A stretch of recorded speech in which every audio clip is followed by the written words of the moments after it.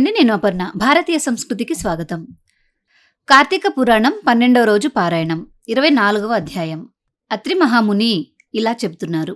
అగస్త్య, కార్తీక మాస శుక్ల ద్వాదశిని హరిబోధిని అంటారు. ఆ ఒక్క పర్వతిథి వ్రతాచరణం చేస్తే అన్ని తీర్థాలలోనూ స్నానం చేసినా, అన్ని విధాలైన యజ్ఞాలను ఆచరించినా కలిగే పుణ్యం ప్రాప్తిస్తుంది. విష్ణువు పట్ల, ఏకాదశి పట్ల భక్తిని కలిగిస్తుంది. సూర్య చంద్ర గ్రహణ పర్వాల కంటే గొప్పది, ఏకాదశి కంటే 100 రెట్లు మహిమాన్వితమైనది అయినా ఈ ద్వాదశి నాడు ఏ పుణ్యం చేసినా, పాపం చేసినా అది 1,000,000 రెట్లుగా పరిణమిస్తుంది. అంటే ఈ ద్వాదశి నాడు ఒకరికి అన్నదానం చేసినా 1,000,000 మందికి అన్నదానం చేసిన పుణ్యము, ఒక్క మెతుకు దొంగిలించినా 1,000,000 మెతుకులు దొంగిలించిన పాపము కలుగుతాయి. ఒకవేళ ఏ రోజుకైనా ద్వాదశి ఘడియలు తక్కువగా ఉన్న పక్షంలో ఆ స్వల్ప సమయమైనా సరే పారణకు ఉపయోగించాలే కానీ ద్వాదశి దాటిన తర్వాత పనికిరాదు. పుణ్యాన్ని కోరేవారెవరైనా సరే ఏ నియమాన్నైనా అతిక్రమించవచ్చును కానీ ద్వాదశి పారణను మాత్రం విసర్జించకూడదు.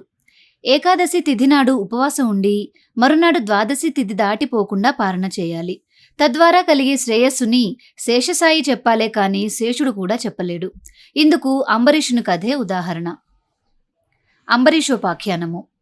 ద్వాదశి వ్రతాచరణ తత్పరుడు, పరమ భాగవతోత్తముడు అయిన అంబరీషుడు అనే మహారాజు ఒకానొక కార్తీక శుద్ధ ఏకాదశి నాడు ఉపవసించి మరునాడు ద్వాదశి ఘడియలు స్వల్పంగా ఉన్న కారణంగా తిథి దాటకుండానే పారణ చేయాలనుకున్నాడు. అదే సమయానికి దుర్వాస మహర్షి వచ్చి ఆనాటి ఆతిథ్యంలో తనకు కూడా భోజనం పెట్టవలసిందిగా కోరాడు. అంబరీషుడు ఆయనను ద్వాదశి పారణకు ఆహ్వానించాడు. తక్షణమే దుర్వాసుడు స్నానానికి, అనుష్ఠానానికి నదికి వెళ్ళాడు. అలా వెళ్లిన ఋషి ఎంతసేపటికి మళ్లీ రాకపోవడంతో అంబరీషుడు ఆతృతపడ్డాడు. ఆ రోజున ద్వాదశి ఘడియలు స్వల్పంగా ఉన్నాయి. కాలాతిక్రమణం కాకుండా పారణ చేసి తీరాల్సి ఉంది. అతిథి వచ్చే వరకు ఆగడం గృహస్థ ధర్మం, దానిని వదల్లేడు. ద్వాదశి దాటకుండా పారణ చేయడం ఈ వ్రతస్థ ధర్మం, దీనిని వదులుకోలేడు. అదీకాక ద్వాదశి వ్రతాన్ని ఉల్లంఘించినవాడు విష్ణు భక్తిని విసర్జించినవాడవుతాడు. ఏకాదశి నాడు ఉపవాసం చేయకపోతే ఎంత పాపం కలుగుతుందో ద్వాదశి నాడు పారణ చేయకపోతే అంతటి రెట్టింపు పాపం కలుగుతుంది. అంతేకాదు, ఒక ద్వాదశి పారణాతిక్రమణ వల్ల ఆనాటి వ్రత ఫలితంతో పాటుగా అంత పూర్వం చేసిన 12 ద్వాదశి పారణల మహాపుణ్యం కూడా హరించుకుపోతుంది. జన్మ జన్మాంతర పుణ్యబలం క్షీణిస్తుంది. అన్నిటికన్నా ముఖ్యంగా ద్వాదశి అతిక్రమణం వలన విష్ణు విరోధ భీతి ఏర్పడుతుంది. అందువల్లే ప్రాణావసానమైనా సరే ద్వాదశి పారణ చేయడమే కర్తవ్యం. తద్వారా సంక్రమించే బ్రాహ్మణ శాపం వల్ల కల్పాంత దుఃఖమే కలుగుతుంది. దుర్వాసుడు వచ్చే వరకు ఎదురు చూడడం కన్నా ద్వాదశి తిరోగమనాత్ పూర్వమే పారణ చేసి హరిభక్తిని నిలుపుకున్నట్లయితే కలగబోయే కష్టాలను ఆ కమలనాభుడే కడతేరుస్తాడు. ఇలా తన మనసులో ఒక నిర్ణయానికి వచ్చి కూడా ధర్మవర్తనుడైన ఆ అంబరీషుడు ద్వాదశి పారణార్థం తనను పరివేష్టించి ఉన్న వేద విధులకు తన ధర్మ సందేహాన్ని తెలియచేశాడు.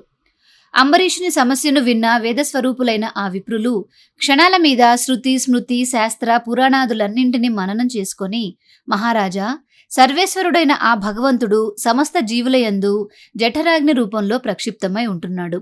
ఆ జఠరాగ్ని ప్రాణవాయువు చేత ప్రజ్వలింప చేయడం వలననే జీవులకు ఆకలి కలుగుతుంది. కాబట్టి యుక్తాహారం చేత ఆ అగ్నిని పూజించి శాంతింప చేయడమే జీవలక్షణం. జీవులచే స్వీకరించబడే భక్ష్య, భోజ్య, చోష్య, లేహ్య రూప అన్నాదులను వారిలోని అగ్ని మాత్రమే భుజిస్తున్నాడు. జీవులందరిలోనూ ఉన్న జఠరాగ్ని జగన్నాథ స్వరూపం కనుకనే తన ఇంటికి వచ్చినవాడు శూద్రుడైనా చండాలుడైనా సరే ఆ అతిథిని వదిలి గృహస్థు భోజనం చేయకూడదు. అటువంటి స్థితిలో బ్రాహ్మణుడే అతిథిగా వస్తే అతనిని విసర్జించడం అధమాధమం అని వేరే చెప్పనక్కర్లేదు. పైగా తననే స్వయంగా పిలువబడిన బ్రాహ్మణుని కంటే ముందుగా తానే భోజనం చేయడం బ్రాహ్మణ అవమానమే అవుతుంది. భూవర, భూసుర అవమానం వలన ఆయుష్, ఐశ్వర్యం, కీర్తి, ధర్మం నశించిపోతాయి. మనస్సంకల్పాలు సైతం తిరోహితాలైపోతాయి. బ్రాహ్మణుడు సర్వదేవతా స్వరూపుడుగా చెప్పబడి ఉండడం వలన బ్రాహ్మణ అవమానం సర్వదేవతలను అవమానించడంతో సమానమవుతుంది. జాతి మాత్రం చేతనే బ్రాహ్మణుడు దేవతా తుల్యుడై ఉండగా కేవలం జన్మ వలననే కాక జ్ఞానం వలన, తపోమహిమ వలన శుద్ధ రుద్రస్వరూపుడుగా కీర్తించబడే దుర్వాసుని వంటి ఋషిని భోజనానికి పిలిచి ఆయన కంటే ముందే పారణ చేయడం ధర్మమని చెప్పడం సాధ్యం కాదు.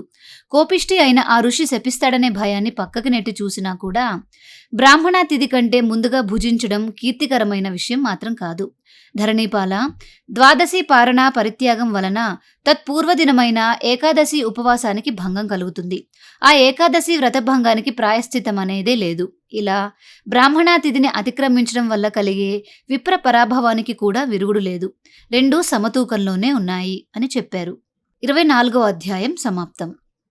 25వ అధ్యాయం. అంబరీష, పురాకర్మానుసారి అయి నీకిప్పుడు రెండు పక్కల నుంచి కంఠపాస రజ్జువులా ఈ ధర్మ సంకటం ప్రాప్తించింది. దుర్వాసుడు వచ్చే వరకు ఆగాలో లేదా ద్వాదశి ఘడియలు దాటకుండా పాలన చేయాలో ఏది నిశ్చయించి చెప్పడానికి మేము అశక్తులమైపోతున్నాం. కాబట్టి ఆత్మబుద్ధి సుఖం చైవ అనే సూత్రం వలన భారం భగవంతుడి మీద పెట్టి నీ బుద్ధికి తోచిన దానిని నువ్వు ఆచరించు అన్నారు బ్రాహ్మణులు. ఆ మాటలు వినగానే అంబరీషుడు, ఓ బ్రాహ్మణులారా, బ్రాహ్మణ శాపం కన్నా విష్ణు భక్తిని విడిచిపెట్టడమే ఎక్కువ కష్టంగా భావిస్తున్నాను అని అనుకోగానే పూజాస్థానంలో ఉన్న యంత్రాన్ని ఆవహించి జగదేక శరణ్యము జగదేక భీకరము అయిన సుదర్శన చక్రము రివ్వున దూర్వాసుని వంకగా కదిలింది. అచేతనాలైన పూజిత సంజ్ఞలలోంచి జడమైన విష్ణు చక్రం దివ్యకాంతి ప్రభా శోభితమై తన వంకగా కదిలి రావడం చూడగానే దూర్వాసుడు తుల్లిపడ్డాడు. ఆ చక్రానికి చిక్కకూడదని భూచక్రమంతా కూడా క్షణాల మీద పరిభ్రమించాడు. అయినా సుదర్శనం అతగాడిని తరుముతూనే ఉంది. భీతావహుడైన ఆ దూర్వాసుడు వశిష్ఠాది బ్రహ్మర్షులను, ఇంద్రాది అష్టదిక్పాలకులను, చిట్టచివరికి శివ బ్రహ్మలని కూడా శరణ కోరాడు. కానీ అతని వెనకనే విహ్వల మహాగ్ని జ్వాలాయుతంగా వస్తున్న విష్ణు చక్రాన్ని చూసి ఎవరికి వారే తప్పుకున్నారే తప్ప విడిచి తెగించి ఎవరూ అభయాన్నియ్యలేదు. 25వ అధ్యాయం సమాప్తం. 26వ అధ్యాయం. ఈ విధంగా ప్రాణభీతుడైన దూర్వాసుడు సంభవిత లోకాలన్నీ సంచరించి చిట్టచివరిగా చక్రపాణి అయిన విష్ణులోకాన్ని చేరాడు. హే బ్రాహ్మణ ప్రియ మాధవ మధుసూదన, కోటి సూర్యులతో సమానమైన కాంతిని వేడిని కలిగిన నీ సుదర్శన చక్రం నన్ను చంపడానికై వస్తూ ఉంది. నీవే నన్ను ఈ ఆపద నుంచి కాపాడాలి అని ఘోషిస్తూ సర్వేశ్వరుడైన ఆ శ్రీహరినే శరణు కోరాడు. విలాసంగా నవ్వాడు విష్ణువు. దూర్వాస, ప్రపంచానికి నేను దైవాన్నైనా నాకు మాత్రం బ్రాహ్మణులే దైవాలు. కానీ నువ్వు సద్బ్రాహ్మణుడవు, రుద్రాంశ సంభూతుడవు అయి ఉండి కూడా అంబరీషుణ్ణి అకారణంగా శపించావు. పారణకు వస్తాను అని చెప్పి స్నానార్థమై వెళ్లిన నువ్వు సకాలానికి చేరుకోలేదు. ఆలస్యంగా రాదలుచుకున్న వాడివి నీకోసం ఎదురు చూడకుండా ద్వాదశి ఘడియలు గతించిపోకుండా పారణ చేయడానికి అనుమతినైనా ఇవ్వలేదు. ద్వాదశి దాటిపోవడానికి కొన్ని క్షణాలు మాత్రమే వ్యవధి ఉన్న సమయంలో వ్రతభంగానికి భయపడి మంచినీళ్లను తీసుకున్నాడే కాని ఆకలితోనో నిన్ను అవమానించాలనో కాదు. నిషిద్ధ ఆహారులకు కూడా జలపానము దోషము కాదు అని శాస్త్రాలు చెబుతూ ఉండగా అదేమంత తప్పని నువ్వు శపించాల్సి వచ్చింది. ఆత్రేయ, నువ్వెంత కటువుగా మాట్లాడినా కూడా అతగాడు నిన్ను వినయపూర్వకంగా శాంతించమని వేడుకున్నాడే కాని కోపగించుకోలేదు.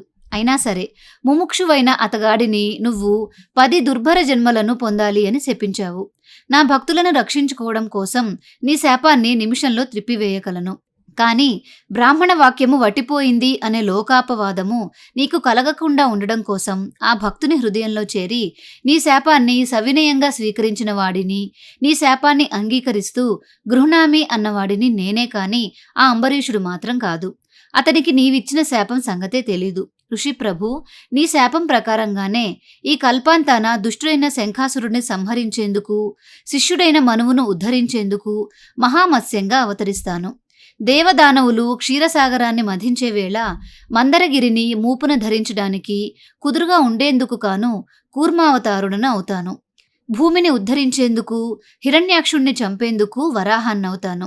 హిరణ్యకశిపుణ్ణి సంహరించడం కోసం వికృతాననం గల నరసింహ రూపావతారుడిని అవుతాను. సర్వదేవతా సంరక్షణ కోసం ధర్మబరుడైనా కూడా దానవుడు కనుక బలి అనేవాడిని శిక్షించేందుకు వామనుడనవుతాను. త్రేతాయుగమున జమదగ్నికి కుమారుడిగా పుట్టి సాయుధ బ్రాహ్మణుడనై దుర్మదులైన రాజులను దుళ్లగొడతాను. రావణ సంహారార్థమై ఆత్మజ్ఞాన శూన్యుడైన, అంటే నేనే భగవంతుడు అనే దానిని మర్చిపోయిన మాయా మానుష విగ్రహుడైన దశరథరాముడిగా అవతరిస్తాను.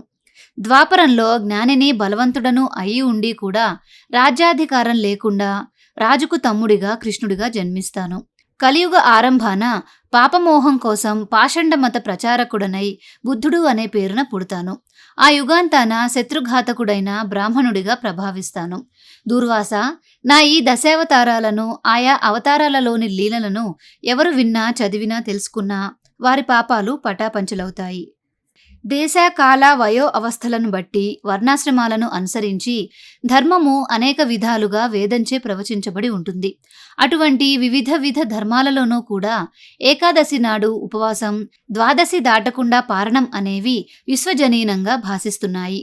అటువంటి వైదిక ధర్మాచరణమును చేసినందుకు గాను నువ్వా అంబరీషుణ్ణి శపించింది చాలక తిరిగి మరో ఘోర శాపాన్ని ఇవ్వబోయావు. బ్రాహ్మణుడవైన నీ వాక్యాన్ని సత్యం చేయడము, భక్తుడైన ఆ రాజును కాపాడుకోవడము రెండూ నా బాధ్యతలే కనుక పునఃశపించబోయే నిన్ను నివారించడానికే నా చక్రాన్ని నియమించాను అని సెలవిచ్చాడు. కార్తీక పురాణం 12వ రోజు పారాయణం సమాప్తం. మీకు ఈ వీడియో నచ్చినట్లయితే ఈ కార్తీక పురాణంలోని మిగిలిన అధ్యాయాలు కూడా మిస్ అవ్వకుండా చూడాలనుకుంటే మన భారతీయ సంస్కృతి ఛానల్ని సబ్స్క్రైబ్ చేసుకొని బెల్ ఐకాన్ని యాక్టివేట్ చేసుకోండి. తిరిగి రేపటి రోజు పారాయణంలో మళ్ళీ కలుసుకుందాం. నమస్కారం.